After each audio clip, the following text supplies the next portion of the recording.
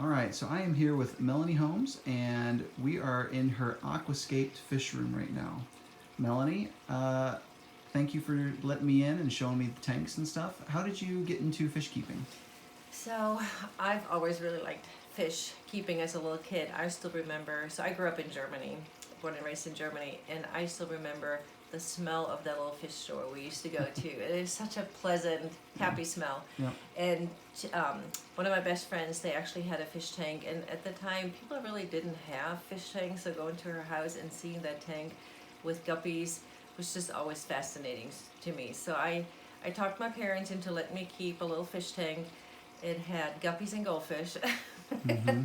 And I remember once a week I would take that tank, I'd have to carry it down the step, empty it out completely, wash all the gravel, fill it back up with water straight out of the tap. Yep. And but I loved it. So that's kind of my first experience with fish tanks, loving going to the little fish store and looking at the fish. And then once I left home, I didn't have a fish tank really for a really long time.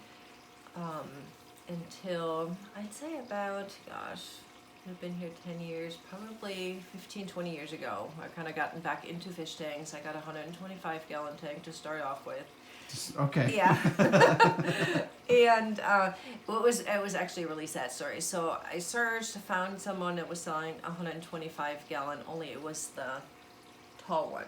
Oh, nice. I like those. Nice, but it wasn't really good size to me. I couldn't even reach the bottom. So it was really hard. And it already came with her African cichlids.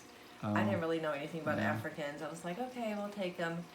We emptied it out, kept some of the water. Well, needless to say, it was pretty horrific because it crashed that cycle, and I tried everything, tried to save those fish. They would literally jump out of that tank, lay on the floor the next morning. It was horrible. Yeah. So I did not keep that tank for very long because it was just not the right size for me. Traded it for a regular 125 for a long one, and that's what I had for quite a long time.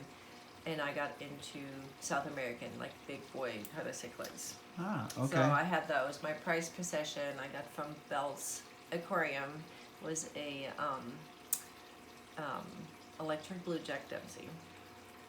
Oh, and that was a long time ago. It was like the first one I've ever seen, and I spent, I think, $50 on that fish. And back then, that was a lot of money. Sure. So that kind of escalated quickly. That one fish tank turned into quite a few at the time. And I had a brackish tank with an archerfish, and I already gotten into like the Biotope setups at that point. I set up a really cool setup for the archerfish, and had some other really off-the-wall fish, and I had those until we moved. We moved into this home, and then I didn't take any. I didn't have a fish tank for a really long time, and I was like, well, I really need to get back into the fish keeping. I got a tank. I forgot how I really got into it, but I asked Glenn, I'm like, why do we not have any fish clubs around here? And she's actually the one, another customer told me, well, there is a club, it's called MASI. And I was like, really? I've never heard of it. And then I Googled it, and that's how I kind of came across MASI. So and then I went to a meeting, and then that was the beginning of that. Yeah. So how long ago was your first time at MASI? I think I'd say it's a couple of years now, 2 years. Mm-hmm. So then, like, I would say, like, at your height, how many tanks did you have at one time? You said you got the multiple tank syndrome. I probably, due to really size, I mean, like where I had my fish rooms have always been a room in my house, never a basement. Sure. So we lived in this really small house in Lake St. Louis, and I basically took the dining room, and that had the 125, a 50, or like the same size, like a 65, a couple of 10s, a 20, so maybe like 4 or 5 tanks. Okay, so you never had like the crazy like... No, I've never gotten into the fish breeding. I've always liked the aesthetic of the fish keeping a lot, so I was kind of trying to set up a really visually appealing tank to me. Now, you mentioned that you set up a Biotope tank. And that's sort of like, biotopes are kind of like when you start diving off the deep end of fish keeping, you start finding out about biotope tanks. And how did you, like, what was your gateway to finding out about that sort of stuff? I think it's because I saw the archer fish at the pet store, and I'm like, gosh, I love that fish. It's just beautiful. So then I usually go and research it and see what they require, and then I want to set up as close to possible to what they would require so they could behave naturally. I wanted to see him shoot the water up, get the insects off of the vines and the branches, and so that's what I kind of did. Photos or video of that old tank? I'll have to look for it. Probably not. I don't know. It was really cool. I kept it brackish, so I learned about keeping brackish water and the fish that could go in there, and so I feel like it just kind of goes these rabbit trails. I look at one thing and I'm like, oh well, now I need this. Like literally, I feel like it's sometimes an impulse buy. Like I bought this fish, and then I go, oh, I don't have anything. Really, now I have to set up the specialty tank, and that's usually how it kind of goes. And I really still, the biotope setups are probably my favorites. Like I had a really pretty native Missouri tank in here. That was a really cool setup. I had darters in there, and which do you know which kind? Yeah, I had orange throat darters.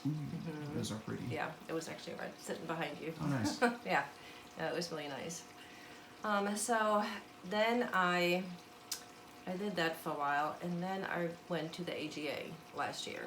Okay, and what does the AGA stand for? That's the Aquatic Gardeners Association. So at that point, I had kind of started with like, I like plans, I like setting up pretty things.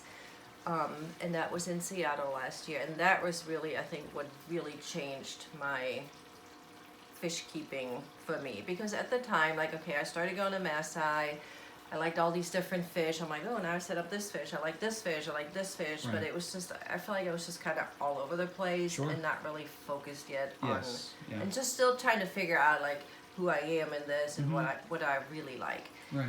So going to AGA, I think, was the big turning point for me, because it was just a lot of great speakers, and I got to meet Balin and Jennifer Williams and Joanne Fuji and all those people that have been just a really great influence and support since I made that change, and just seeing what you can create. It was like what I kind of had in my head but couldn't really articulate. All of a sudden it was like, this is what I love. That was your big light bulb aha. It was. Kind of, this is what is possible. Yes. And this is what I want to do. Yes. But then with that also came like, still, I wasn't really using like the equipment or the substrates or like all of that. And I still had kind of like that, I can still kind of do those things without... Kind of cutting corners.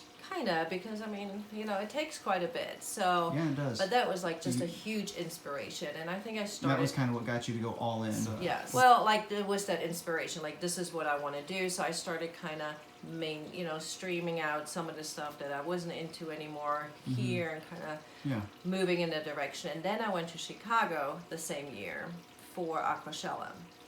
So a lot of the same people are there. Balin and Jennifer and Joanne, and it was a lot of aquascaping, contests and equipment and beautiful wood and supplies, and so that kind of solidified it for me, really, the direction I wanted to go into. Yeah. I got rid of my 75-gallon tank. I got rid of all my big tanks because I realized that I cannot do that on a big scale. It's very expensive. You cannot. 40 is probably the biggest I could ever go with. Sure. And so that's kind of where things changed for me, and then I made the commitment of certain substrates and certain lights, and so really learning and studying. I think that was the biggest thing for me, like really learning I'm still, like, I do a lot with my just emotions and heart, like, but it's such a disciplined art. I feel like like there's a lot of rules and a lot of like. That's a good way of. That's a good name for it. Is a disciplined art. Because I think that's absolutely what it is. It's because it's science and art combined. If you don't nail the science part, your art's gonna fall to pieces. And if you don't nail the art part, then your science is kind of all for nothing. If you're really going for like that top-notch competitive style aquascaping thing. So you kind of found like the competitive aquascaping. Yeah.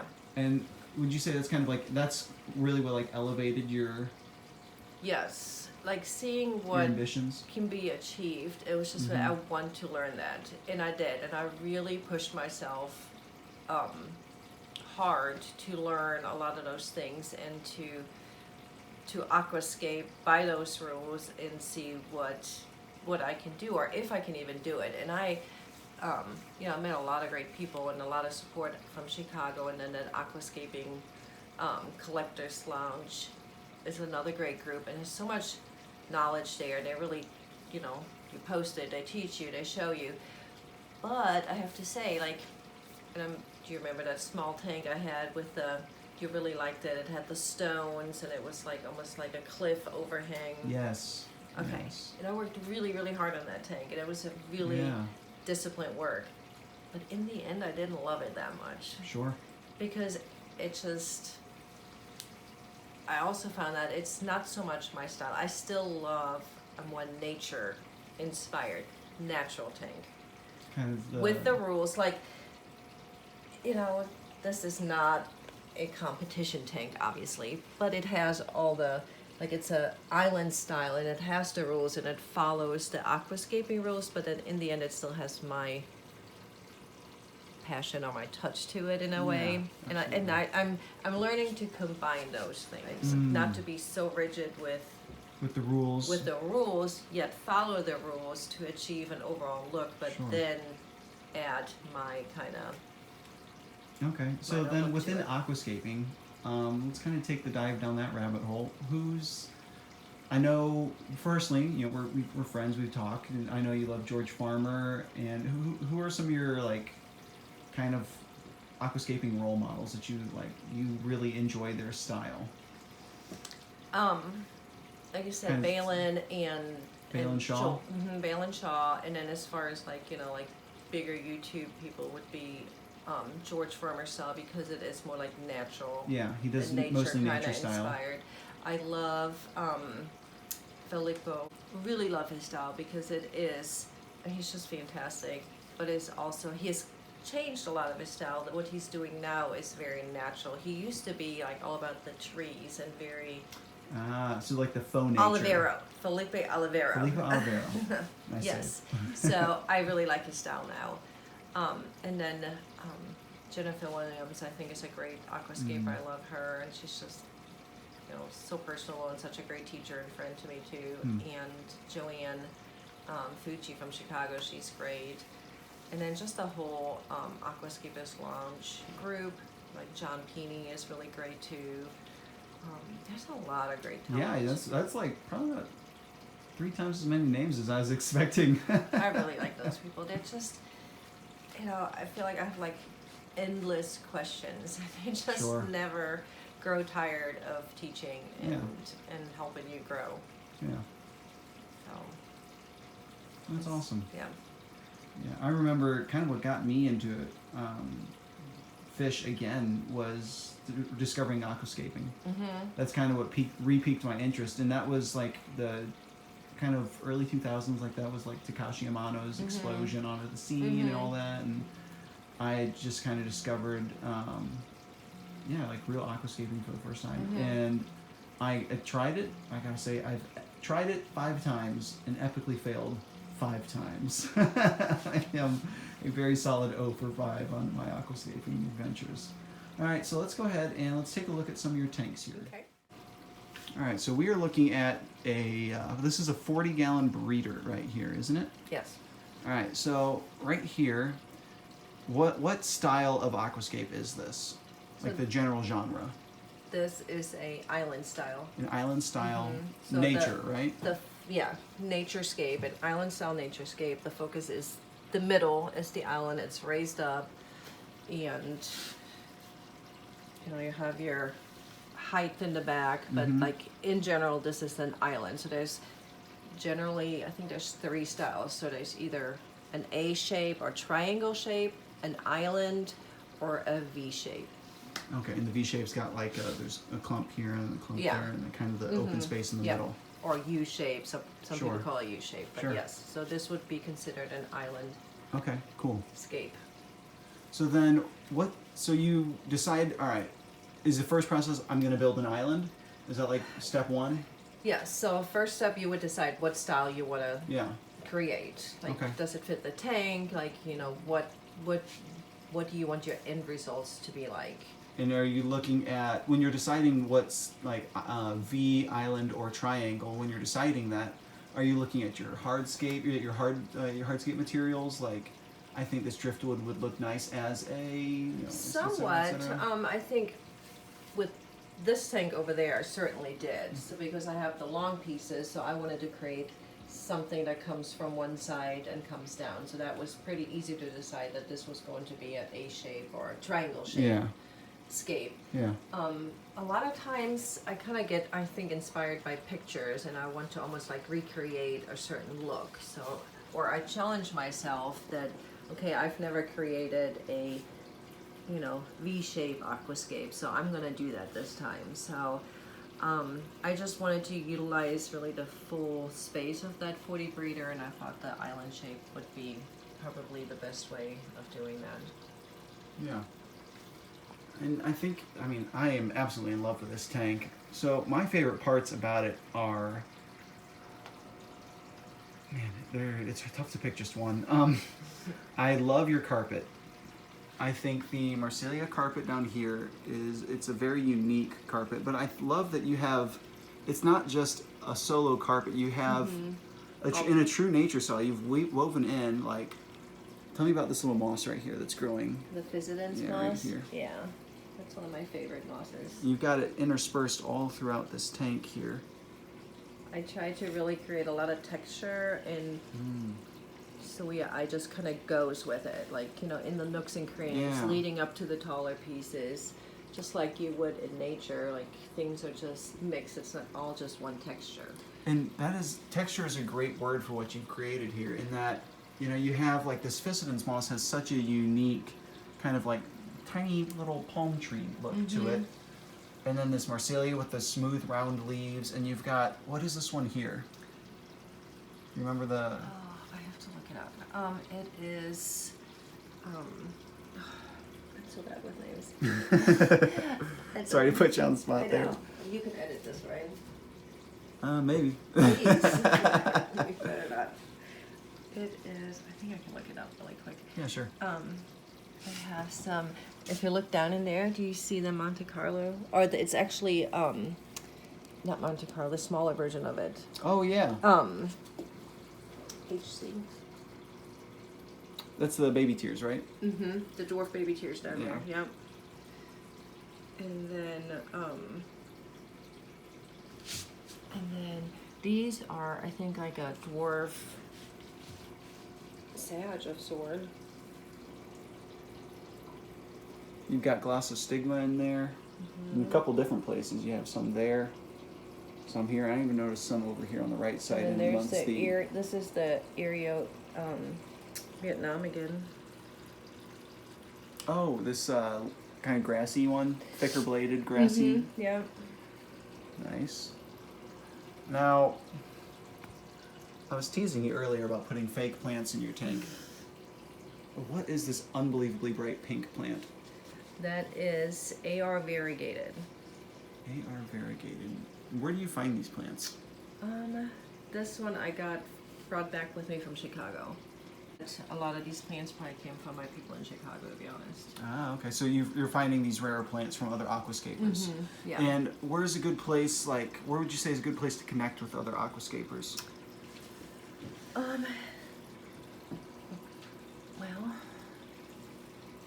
like with aquascapers,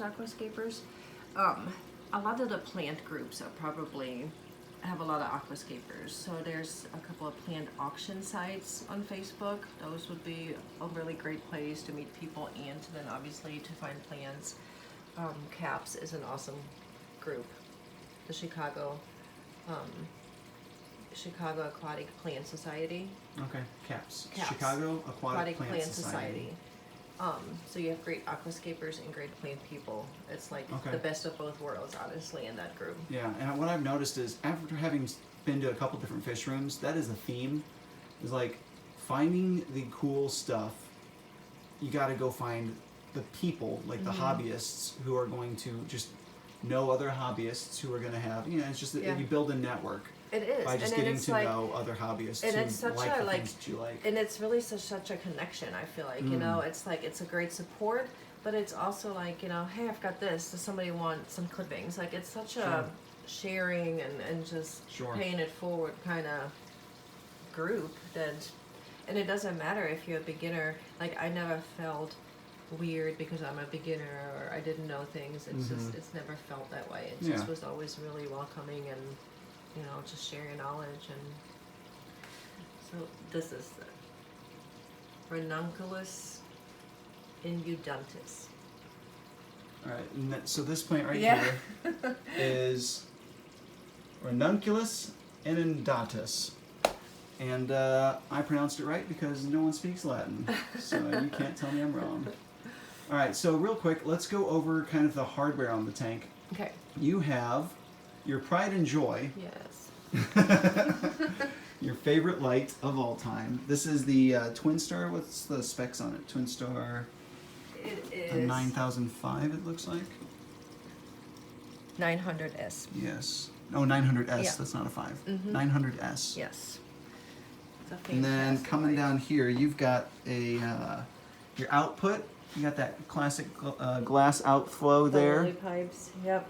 Gorgeous. And I just have the And then- surface skimmer built in on that one. Yes, for your intake here, you've actually got a built-in surface skimmer, which is very slick. And then that coming working? down, you have your My what's your favorite filter? filters. I love my Arena Philstar filters. Fill Stars. I have them. Classics. They're just easy to use, in my opinion. You And have then I a- like my Inline Inline diffusers. CO2 diffusers. Now, you have yours split to 2 different tanks, correct? Yes, because with this is a green leaf aquaria diffuser, and you can buy different manifolds, so you can add up to 5. Oh wow! I could run up to 5 tanks off of one. How about that? Now, how long does this big honking tank last you? You know, with 2 tanks, not as long, obviously. Couple months. A couple months. Yeah. Well, that's fantastic. Yeah, like with 1 tank, it could last you probably close to a year. All right, so we are here at your, I believe your smallest aquascape, Yeah. and this one is unique because it's super low tech. You were telling me. There's no CO2 that runs to this. It's very low lighting, and I mean, look how green these plants are, guys. It is. This is a happy tank. There was a licorice gourami. See if we can. Right there next to it, right behind the sparkling. Can you see him? Barely, Oh, barely. Sparkling Gourami chased them off. they're kind of buddies. This tank So- looks empty, but You have no. What are the fish that are in here? licorice gouramis. There should be 5 licorice gouramis in there. Huh? You And wouldn't know it. no, 5 licorice gouramis, and then I threw the 1 lowly sparkling gourami in there. You got some shrimp in here I saw earlier. Yep. I don't see any right now. But so you've got this set up as a kind of a black water tank, and then you've got all these different kind of leaves, Botanicals, different botanicals like Alder walnuts. cones, Is that a walnut? cones. It's a seed pod. I order Oh, like seed I pod, order all okay. my botanicals from Seed pod, Tannin alder Aquatics. cones. Tannin Aquatics. Yep, Okay. love that place. They're fantastic. And then again, you have this really cool piece of driftwood that comes way up and out of your scape here. I love that.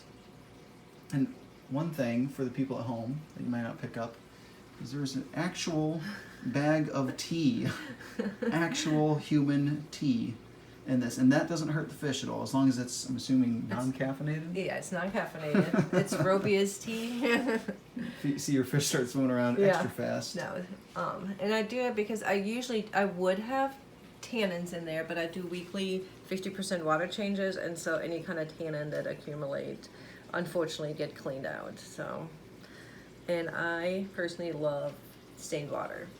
So for my own happiness, I stain it with the tea. Wonderful. All right, let's head over to some of your terrariums and check Okay. those out. So here's the Wabi Kuza that you were telling me about. Yes, and that Wabi And- Kuza is, I made that at the AGA in Seattle. And they let you keep it? Yes, with this, it came with, you got the tank and we made the Wabi Kuza. I flew that home with me on the airplane. Like a crazy person. Like a crazy person. He unpacked it and he looked at me. I was like, look, it's gonna come home with me. So then Ask Gary about that story. You've got all of this sort of really. You were saying it's got to stay humid in there, and you've got all this condensation on I can there. clean it off if you want to take a better Can we? picture. Yeah. Yeah, that'd be great. I want to show everyone how cool it is. All right, she cleaned the glass for us, destroyed her saran wrap cover like a champ for us, and you see, I mean, this whole tank is itty bitty, but it's got so much character and so much color and life in such a small package, and it's all grown out of the water, and as so, it's algae free. Very low maintenance. What sort of maintenance does this require? Right now at this point, not much. You just gotta make sure you keep water on the root ball. When you first get them, you have to spray them with a mister just to make sure that the plants don't dry out, because you know you're trying to get them to grow immersed at that point. Like I said, I have anubias and they bloom constantly, and then the crypts. These are immersed crypts, and they are not happy without humidity, so I will always have to keep this covered. But all the other plants would be all right. There's the variegated AR. There's variegated AR. Is that the pink plant that's in the one? Yeah. Wow, and it's way more pink in the water. Yep. And then there That's is some mermaid weed in here. Now, your mermaid weed has actually got the submersed form leaves on it. I just took it out of the fish tank. I just added those the other day. So it hasn't converted yet? No. I mean, it's so humid, it might not. I know. I'm kind of hoping it keeps the texture, actually. That would be good. And then I have a little buse down there. There's some buse. Right here, this little dark leaf. If I can find my finger on there. Right there. So I enjoy it. It requires trimming because these will grow quite a bit. So I have to, you know, trim it back. Sure. But other than that, I like the, it's grown quite a bit. And now I've seen these bio orbs several different places. My precious win. I won that at Yeah. Chicago. In Chicago. Now, how did you win this? It was a raffle. They had a scape off. They had 10, 15 people to a team scaping. So you had a raffle to get into the contest. No, you got a raffle. It was like, so Phelan and Jennifer, it's just a bunch of like aquascaping people that scaped it. One of them was scaped by Serpe Design. Can we pop off the overhead lights? Yeah. And so there was 10 or so Bio-Orb. They had a contest and they chose a winner, and then at the end of Aquashella you could buy raffle tickets to win a Bio-Orb. And they drew your name, and so I won this thing. Now along with this fantastic Oasis filter, I won that too. Wow, you made money on that trip. I did. Let me just tell you. So now this, I've seen so many of them, and I always figured they were about the size of like a snow globe. Oh my. Or, you know, similar to like this Wabikusa tank. Yeah. This thing is a giant. Yeah, it's like huge. 18 inches, 24 inches across. Yeah, they're big. It's a big freaking ball. It's a really neat setup. You have a false bottom in there already, so you don't have to do any kind of layering. It already has a bottom built in, and then you put your soil in and just plant it, and it has a great mister. So you can have the humidity setting for like low, medium, and high, depending on what plants you have and how many plants you have in there. It has a timer. It's a 24-hour timer, so it runs daytime, nighttime, you know, dims down, comes back up. It's very high-techy. I was not expecting all this. It measures the humidity and then mists when humidity drops. Serious? Yeah. Okay. And this is not a paid advertisement, guys. I am just genuinely impressed with how cool this Bio-Orb is. And then also, you do have to water it. So it has an indicator on your water level.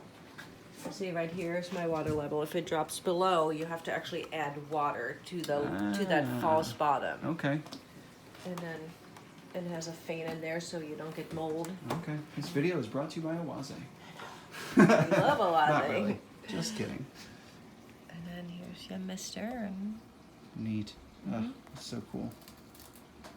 Awesome. Well, let's go check out that big tank out in the living room. Yep. Right, so here is the tank that's in your living room, and this is a, I think it's a 65, right? Mm-hmm. It's only 3 feet wide. Basically same footprint as a 40 breeder, but much taller. And this has my favorite fish. Mm-hmm. This is an absolutely stunning fish. This is the, I've already forgotten. Bellatonia signata. Bellatonia signata. Comb-tail gourami. Very nice. Comb-tail gourami, and you can see this guy is gorgeous. And he's pretty big. He's, what, head to tail is probably 8, 9 inches? Something like that. He's a big fish. Mm-hmm. And then he's got his girlfriend back here.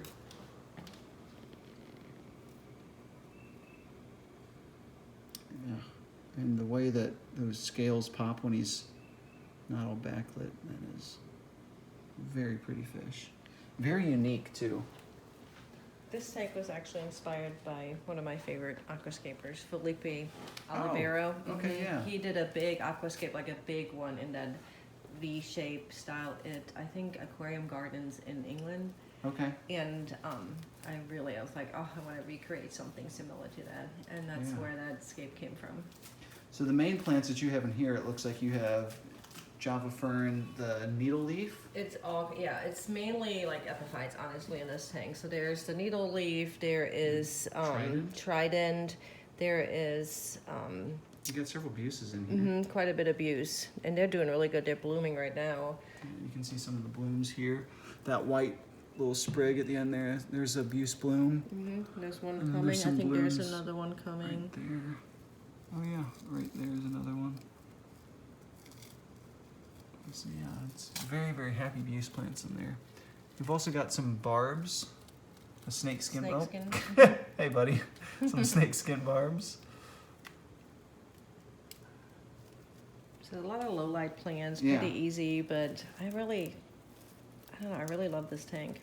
Yeah, I think it looks gorgeous. I think it's just really, like, I feel like it has, I really, again, pushed myself to do a scape that I've never done before, but I just really love something about this because it's so natural and it just really, it has the botanicals that I love, it has the plants, like it's just... And I think what this tank does a great job of is using negative space. You know, to kind of accent the height of the V, just this, and you've got the rule of thirds, like this one kind of cuts in here and then has a much more dramatic uptick on that negative space in there. And I think, like it just looks like it's going back into that. Yeah, absolutely. I enjoy this tank a lot. It's an old tank. Probably should have replaced it, but somehow I'm kind of attached to this tank and it's been their home and I don't know, it's just kind of sticking around. I mean, it's really, usually when you see an aquascape, it's not home to such a big fish. And I think it is, I think that's probably what I like so much about that fish. Well, besides the fact that it's just a really cool, unique fish, is that it is in such a beautifully manicured tank. It just makes it look that much more beautiful, having on such a nice backdrop. And the risk of having such big fish in an aquascape is usually that it tears your aquascape up. But these guys seem pretty gentle. No, they are. And I was really trying to recreate something that they would live in. They love living in heavily planted waters with submerged wood and leaf litter. And so I just really, I've had them a couple of years now, so I know how they behave and what they like and how they like to hide in the plants. And so I really did this aquascape specifically for them. And they are quite thrilled to be in there. That is a great tank. Awesome. All right, so before I let you kick me out, I have to talk to you about this pond tub. Yeah, my first one ever. This one, you can't even see water. There's so many plants in here that you... I just got attacked by a bug. Just flew down my shirt. Is he good? Hope it doesn't sting. We may have been a butterfly. Yeah, all in the... Hopefully. The joey pieweed. Anyways, all right. Okay, well, like I was saying before I was so rudely interrupted, this pond tub here is got all sorts of stuff in it. Kind of, so many blooms too. Kind of walk me through what you have in this. This is my first attempt at a little tub. I've never done one before. And I really just started off with, I bought 3 plants. I bought the Papyrus, which is a dwarf one, which I've always wanted. So that's kind of been my holy grail plant. I do plan on trying to bring this in over the winter. And it's blooming now, so I'm kind of excited about it. Yeah, and these blooms are very subtle blooms. Yeah, it's not much of anything, but it's still exciting to see. Kind of slightly fronzy looking. It probably tripled in size, and it's still continuing to grow new shoots. See, there's a new one coming up. Yeah. And then I bought, which is all over now, this sensitive plant. I think it's in the mimosa plant family, like the mimosa tree. And then these are the ones that close their leaves up. They close at night, and they close when you touch it as well. There he goes. Yep. I'm out of here. And it's supposed to bloom in the late summer, so there's still supposed to be a bloom happening on this one. You got parrot's feather in there too. And then I bought a couple of parrot feathers, and then I just took some clippings from the tank and threw them in there. So really, these are just tank clippings? Yes. Holy they were like cow. literally 3 stems, and this is what happened. You're kidding me. No. So this just really shows that these plants can really explode if they have unlimited CO2. This is insane. Oh It's been blooming, like all the little yellow blooms. It's all one plant. This is the mermaid weed that's immersed with blooms. And then hydrocotyle, shocker, is down there. And then, of course, this cool little bloom here on the creeping, or no, the moneywort. Brazilian money... Pennywort? Pennywort, yeah, Brazilian pennywort. I didn't even know they bloomed.